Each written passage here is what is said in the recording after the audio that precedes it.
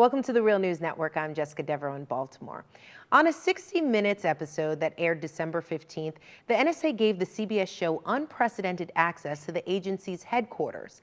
The correspondent for the piece, John Miller, was a staff member in the Office of the Director of National Intelligence and a former spokesman for the FBI. In the opening, Miller claims that 60 Minutes wanted to provide NSA the space to make their case. NSA Director General Keith Alexander invited the 60 Minutes team into the headquarters, and critics have labeled the piece as being mere propaganda that didn't get into some tough issues. Here with us in studio to get into some of those tough issues is Ray McGovern. Ray is a former CIA analyst, and he was employed under 7 U.S. presidents for over 27 years, presenting the morning intelligence briefings at the White House under Presidents Ronald Reagan and George H.W. Bush. Thanks again for joining us, Ray. Most welcome.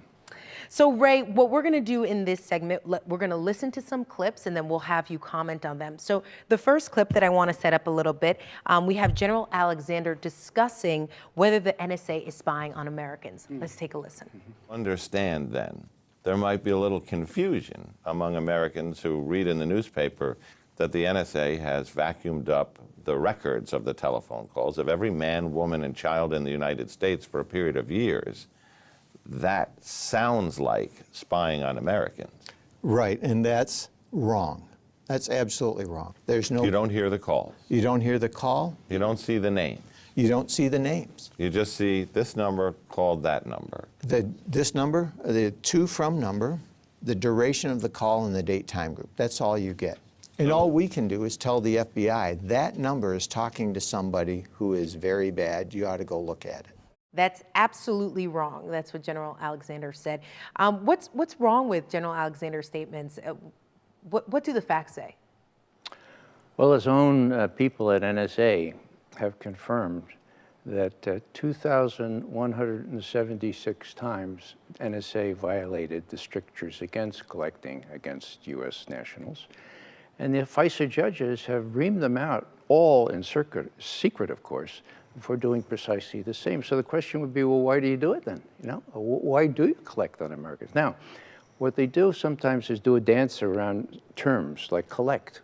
Now, General Clapper says, now, collect means to me something very specific that probably doesn't mean to you. Give me a break. Collect is collect, you know? And so they're doing this in direct violation of the Fourth Amendment. And finally, a judge has said, you know, all you Americans have standing now because of what Edward Snowden has done. You have standing. You know you're being snooped upon.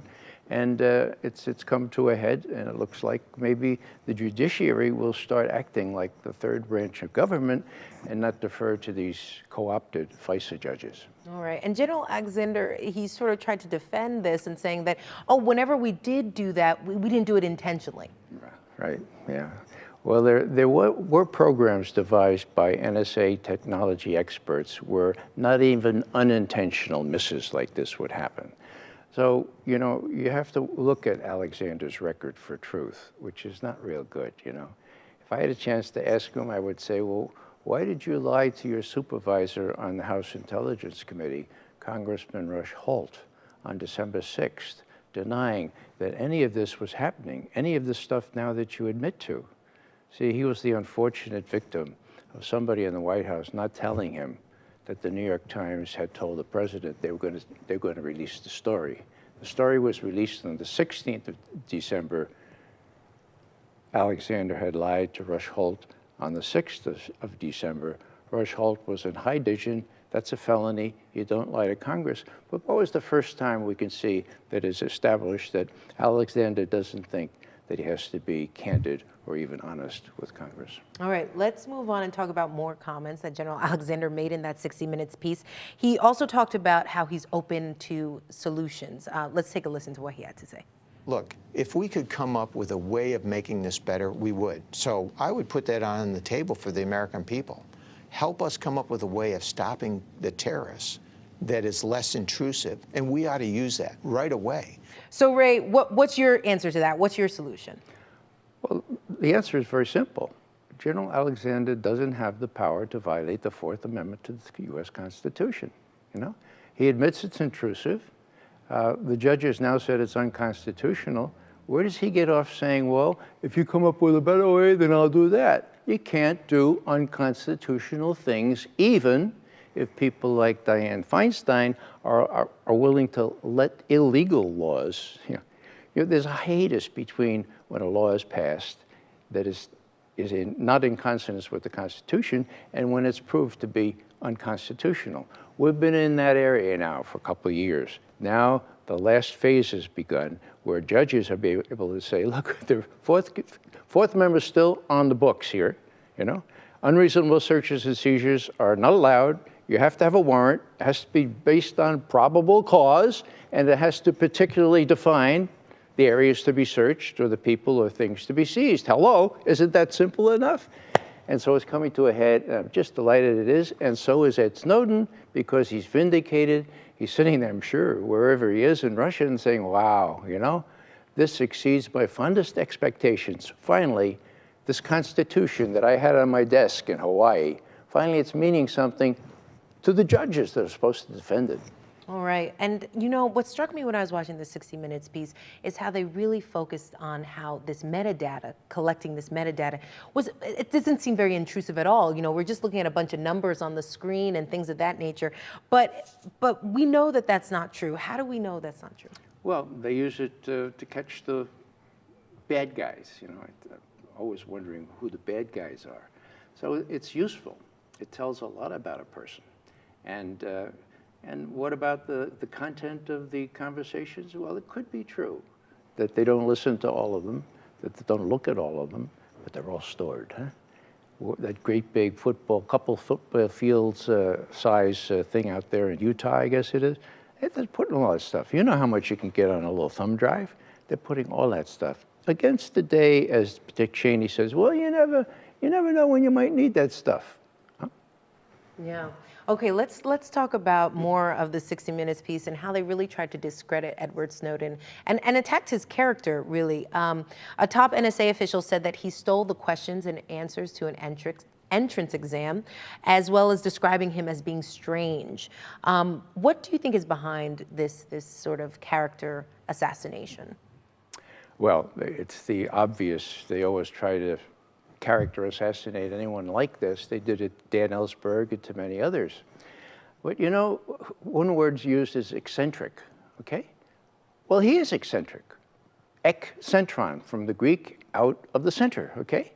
Now, he's eccentric because he's one in a million who will say, hey, this Constitution is sacred.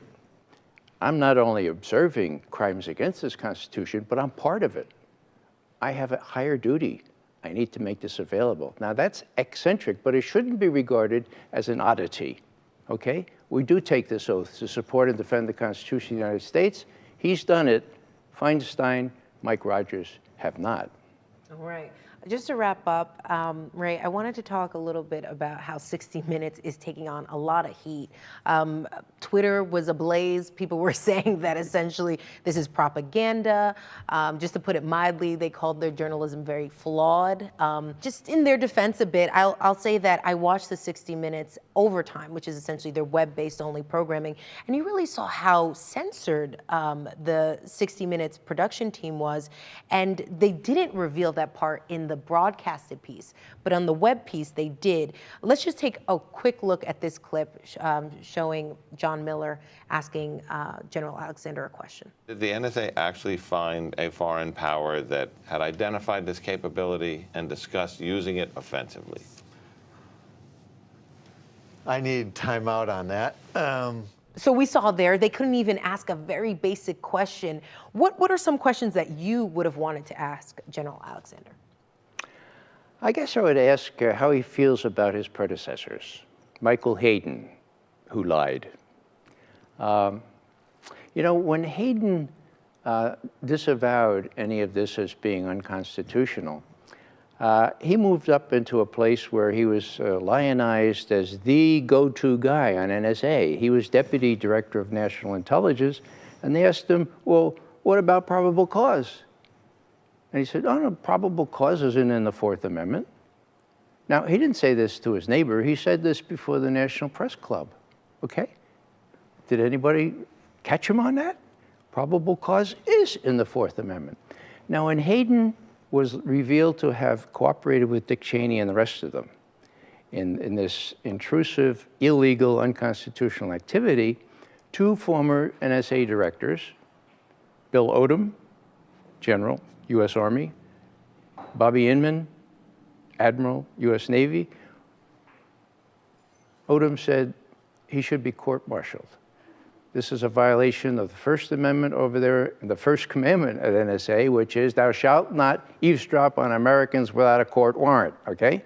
And then Inman, who wrote most of the FISA law in 1978, said, no, what Hayden did was clearly illegal. So I would say to Alexander, you're following in a great tradition here. How do you feel about following people who did clearly illegal things and clearly should have been court-martialed?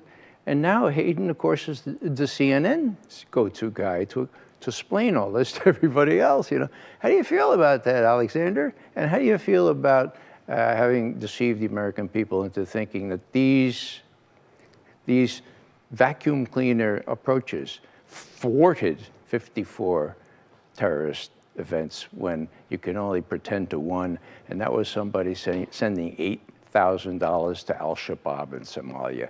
Give me a break. Alexander should be fired. Clapper should be fired. And the real question is, what's with this president of ours? You know, even if he was clued in on all this, he has the option of pretending. He has the option of saying plausible denial. They never told me all this stuff. But instead, he's still defending it as of yesterday.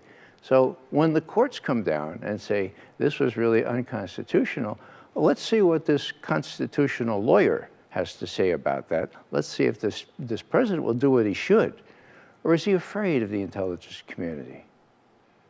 I think he is. And that speaks volumes about who's running this country. All right, Ray McGovern, retired CIA analyst. Thank you so much for joining us. You're most welcome. And thank you for joining us on the Real News Network.